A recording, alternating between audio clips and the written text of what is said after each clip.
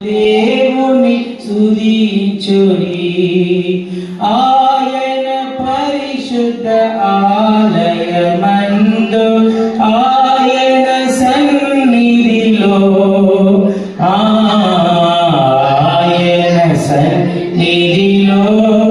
ఎల్లప్పుడూ దేవుని స్తుతించుడి, దేవుని స్తుతించుడి, ఎల్లప్పుడూ దేవుని స్తుతించుడి. ఆయన బలమును ప్రసిద్ధి చేయు, ఆయన బలమును ప్రసిద్ధి చేయు. ఆకాశ విశాలమందు ఎల్లప్పుడూ దేవుని స్తుతించుడి, ఆయన బలమును ప్రసిద్ధి చేయు, ఆయన బలమును ప్రసిద్ధి చేయు. ఆకాశ విశాలమందు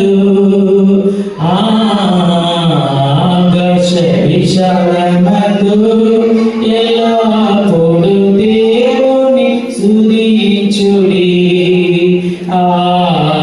దేవుని స్తుతించుడి, ఎల్లప్పుడూ దేవుని స్తుతించుడి.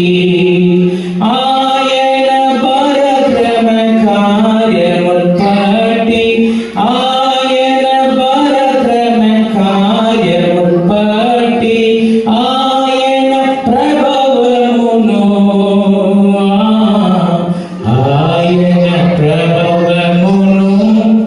ఎల్లప్పుడూ దేవుని స్తుతించుడి, దేవుని స్తుతించుడి, ఎల్లప్పుడూ దేవుని స్తుతించుడి. బూరధ్వనితో ఆయన స్తుతించుడి, బూరధ్వనితో ఆయన స్తుతించుడి. స్వరమండలములతో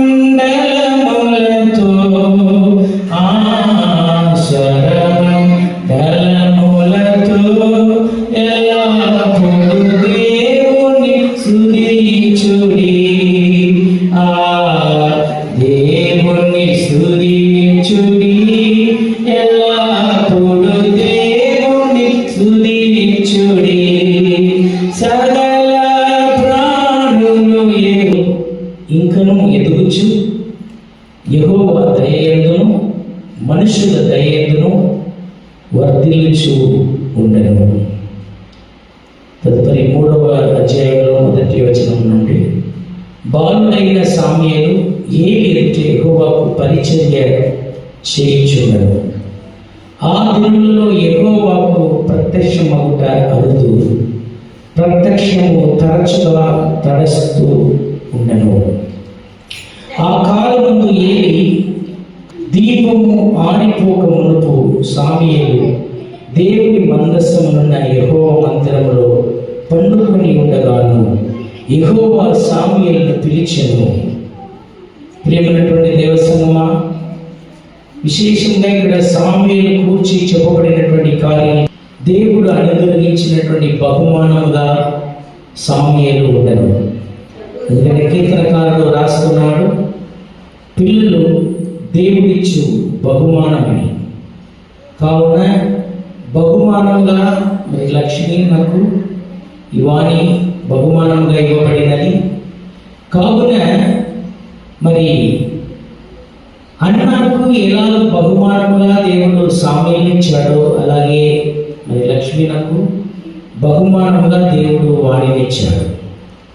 అలాగే ఆ సామ్యూయేలును కూర్చే మనం సామ్యూయేలు గ్రంథంలో చదువుతున్నాము, బాలుడగు సామ్యూయేలు ఇంకను ఎదుగుచు అని మనం గమనిస్తున్నాం. కావున మరి బాల్య దశలో ఉండేటువంటి పిల్లలు సహజంగా ఎదగడం అన్నది జరుగును.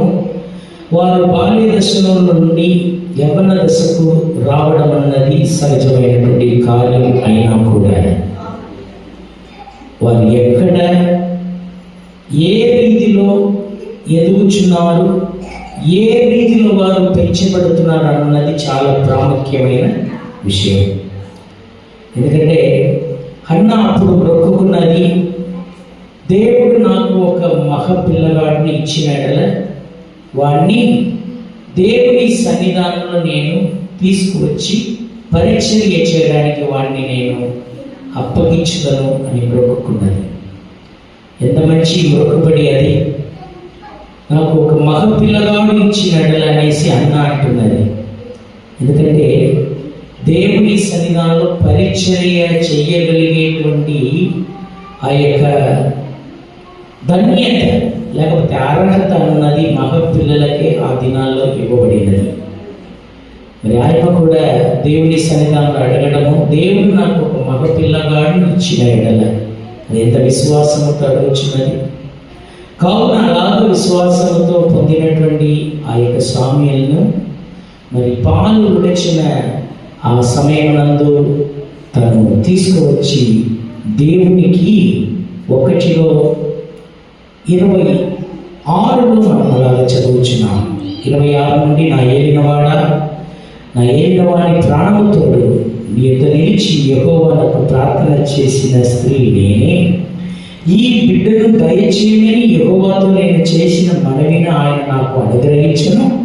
కాబట్టి నేను ఆ బిడ్డను యెహోవాకు ప్రతిష్ఠించుచున్నాను. తాను బ్రతుకు దినములనిచ్చును, వాడు యెహోవాకు ప్రతిష్ఠితుడు అని చెప్పను. అప్పుడు వాడు యెహోవాకు అక్కడనే బ్రొక్కెను. చూడు, దేవునికి నేను ప్రతిష్ఠితంగా అర్పితును అని బ్రతుకున్నాను. అలాగే దేవునికి తీసుకువచ్చి ఆ బాలుని దేవుని సన్నిధానంలో తను అప్పగించడం జరిగినది. అలాగ అప్పగింపబడినటువంటి బాల్యుడకు సామ్యూయేలు ఇంకనూ ఎదుగుచు అని మనం గమనిస్తున్నాం. అలాగే ఎదిగేటువంటి పిల్లగాడు ఎక్కడ ఉన్నాడు? ఆ దినములలో షీలోహు అనబడినటువంటి స్థలంలో దేవుని మందిరం ఉండను. అక్కడ దేవుని యొక్క ప్రత్యక్షపు గుడారం ఉండను. కానీ దేవుని యొక్క ప్రత్యక్షపు గుడారంలో ఏలి అనబడినటువంటి యాజకుడు ఉన్నాడు. ఏలి పిల్లలు అయినటువంటి ఓఫ్నీ ఫినెహాసు ఉన్నారు. కానీ అలాగ ఉన్నప్పుడు కూడా దేవుని యొక్క వాక్యంలో చదువుచున్నాము, ఒకట అరుదు, ప్రత్యక్షము తరచుగా తటస్థించుట లేదు. ఇలాంటి పరిస్థితుల్లో దేవుని ఎవరితో మాట్లాడుతున్నాడంటే బాలుడు అయినటువంటి సామ్యూయేలుతో మాట్లాడుతున్నాడు. 3వ వచనంలో, దీపము ఆరిపోక మునుపు సామ్యూయేలు దేవుని మందస్సం ఉన్న యెహోవా మందిరంలో పండుకొని ఉండగానే, ఎక్కడ ఉన్నాడు సామ్యూయేలు?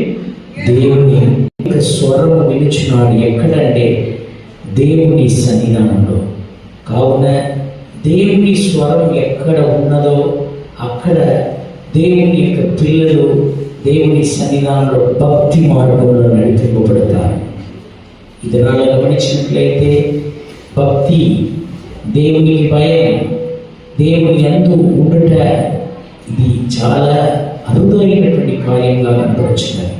కావున విశేషంగా ఈ కుమార్తె అయినటువంటి వాణి దేవుని సన్నిధానంలో, దేవుని యొక్క వాక్యం ఉండేటువంటి మందస్సం ఉండేటువంటి దేవుని మందిరంలో మరి ఆమె ఉండడం చాలా అవసరమైనటువంటి కార్యం. అలాగే ఉండేటప్పుడు జరిగేటువంటి కార్యం ఏంటంటే, ఆ దినాల్లో సామ్యూయేలు దేవుని యొక్క మాట విన్నాడు. ఏలి అనబడినటువంటి యాజకునికి కానీ యాజకుల యొక్క పిల్లలైనటువంటి ఓఫ్నీ ఫినెహాసుకు కానీ ఈ మాట వినపడలేదు. కానీ దేవాది దేవుడు సామ్యూయేలుని ఎన్నుకున్నాడు. తదుపరి మనం గమనిస్తున్నాం, ఇదే సామ్యూయేలు దేవుని సన్నిధానంలో గొప్ప ప్రవక్తగా మారాడు. అలాగే దేవుని యొక్క సన్నిధానంలో రాజుగా ఉండే, రాజులను అభిషేకం చేసేటువంటి గొప్ప ప్రవక్తగా దేవుడు అతన్ని ఆ యొక్క ధన్యతనిచ్చాడు. విశేషంగా యవ్వన కాలం ఉన్నది చాలా ప్రాముఖ్యమైనటువంటి విషయం. కావున యవ్వన దశలో ఉండేటువంటి మరి ఈ యొక్క వానికి దేవుడు తన యొక్క కృపను అనుగ్రహించును కాక, దేవుని మందిరంలో నాటబడిన వారుగా మరి దేవునికి ఫలం ఇచ్చేటువంటి ఆ యొక్క మరి గొప్ప మరి కృపను పొందలాగా ప్రార్థన చేస్తున్నాం. బాల్య దశలో నుండి యవ్వన దశలో అడుగుపెట్టేటువంటి కుమార్తెకి నీ కృపను దయచేయండి. ఈ లోకంలో జీవించినంత కాలము ఈ కృపాక్షేమం తన కుమార్తెకి తోడుగా నీడుగా ఉండునుగాక. నీ యందు, నీ భయమునందు, నీ భక్తి నందు దేవా నిన్ను ఈ అసోదరునైన ఆరాధించేటువంటి కుమార్తెగా ముందు సాగులాగన నీ కృపను దయచేది. తల్లిను చెల్లిను నీ చేతికి అప్పగించి ప్రార్థన చేస్తున్నాం. బంధుమిత్రులను నీ చేతికి అప్పగించుకొచ్చున్నాము. నీ కృప ఎల్లప్పుడూ తోడుగా నీడగా ఉండవలని యేసుక్రీస్తు దివ్యనామములో వచ్చినాము తండ్రి. ఆమేన్. ప్రాణమా యెహోవాను సన్నిధించుము, నన్ను సంవత్సరమైన పరిశుద్ధ నామమును సన్నిధించుము. నా ప్రాణమా యెహోవాను సన్నిధించుము, ఆయన చేసిన ఉపకారములలో దేనినూ మరవకుము. ఆమేన్.